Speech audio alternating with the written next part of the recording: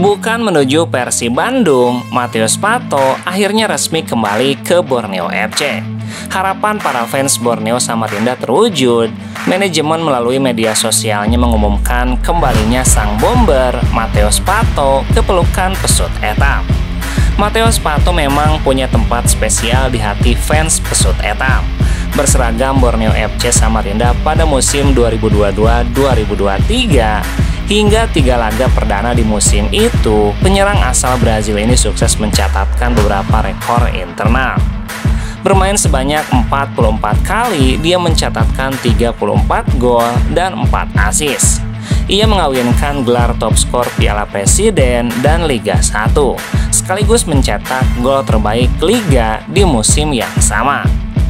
Tidak hanya membawa tim meraih peringkat terbaik saat itu, ia memecahkan banyak rekor di internal klub, seperti pencetak gol terbanyak dalam semusim, pemain pertama yang mencetak lebih dari 20 gol dalam satu musim, pemain pertama yang mencetak 3 hat-trick dalam satu musim, pemain dengan jumlah hat-trick terbanyak dalam sejarah klub, pemain Borneo FC Samarinda pertama yang menjadi top skor Liga, dan beberapa rekor lainnya. Kembalinya Matheus Pato diyakini bisa menjadi solusi atas tumpulnya lini depan pesut etam pada paruh musim kedua.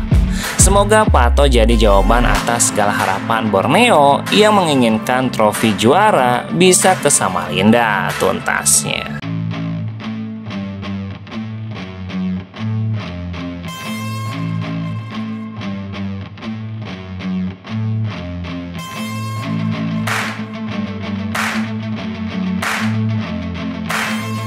Pelatih Persib Bandung Boyan Hodak meminta awak media menanyakan langsung ke PSSI dan PT Liga Indonesia Baru terkait pertandingan tandang kontra PSBS Biak.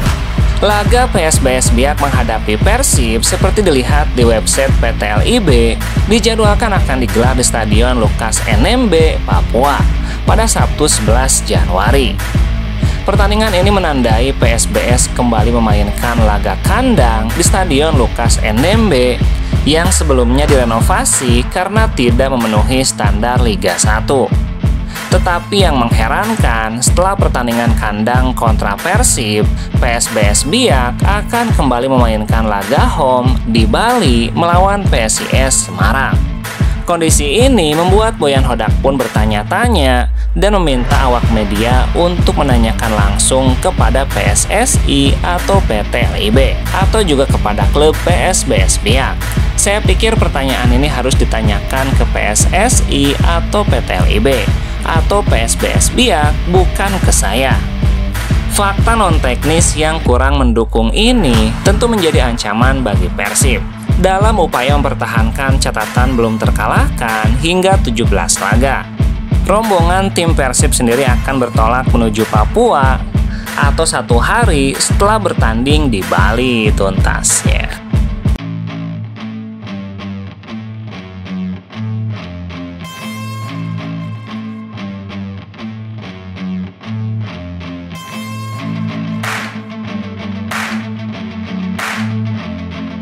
Pelatih Persib Bandung Boyan Hodak langsung memberikan menu latihan para pemainnya setibanya di Sentani Jayapura pada Kamis 9 Januari.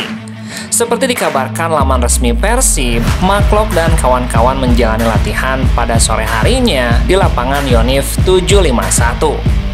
Program latihan digelar untuk menjaga kebugaran pemain dan memaksimalkan waktu untuk mematangkan persiapan menghadapi tuan rumah PSBS Biak yang akan menjadi lawan Persib pada pekan ke-18. Pemain lebih banyak berlatih dengan bola setelah melakukan peregangan. Pada sesi terakhir, tim membagi dalam 2 kelompok untuk melakukan pemrosesan taktik dan strategi. Dalam lawatan ke Papua kali ini, Persib tanpa Beckham Putra dan Gustavo Franca yang harus absen akibat hukuman akumulasi kartu kuning. Lalu Ciro Alves dan penjaga gawang Kevin Mendoza pulang ke Bandung karena alasan keluarga. Namun kabar baiknya adalah Matteo Kocijan dan Zalnando sudah ada di Jayapura. Pada laga sebelumnya melawan Bali, keduanya absen karena alasan yang berbeda tuntasnya.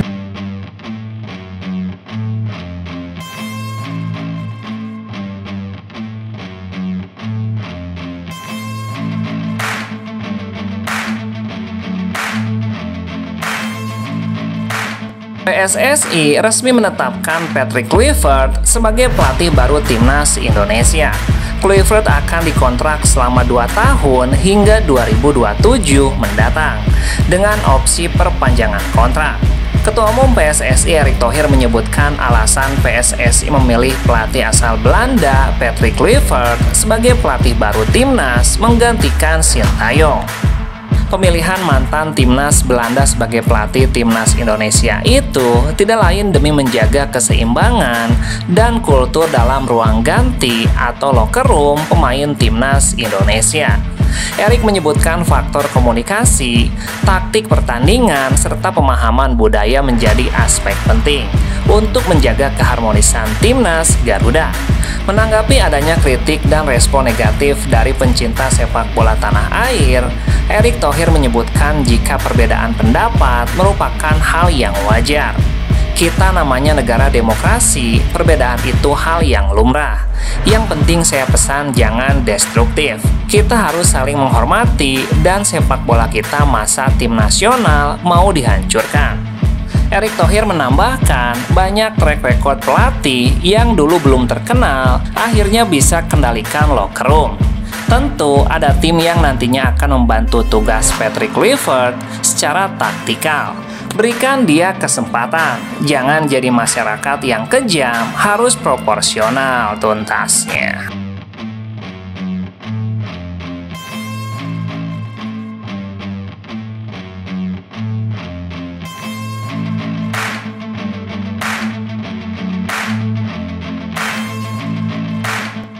Pelatih Persib Bandung Boyan Hodak tidak yakin Gernave Kastanir bisa tampil di laga kontra PSBS Biak.